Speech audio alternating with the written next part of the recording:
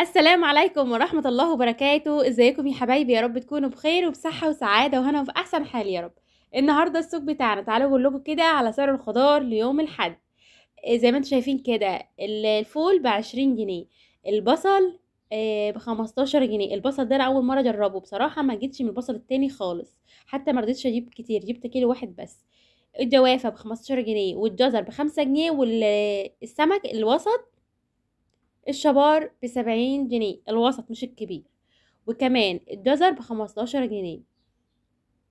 الطماطم سعرها شد تاني، السوق اللي فات كانت ب5 جنيه والكيلو نص ب10، النهاردة الكيلو ربع ب10، واللي معايا دي ب10 جنيه. السفندي البلدي ب10 جنيه، والموز ب15 جنيه. زي ما انتم شايفين كده. وطبعا 3 حبات من الخس او 3 وحدات ب5 جنيه، وكمان حزمة البصل ب5 جنيه، وحزمة الخضار ب5 جنيه. الحاجات دي كلها ب5 جنيه، كل حاجة ب5.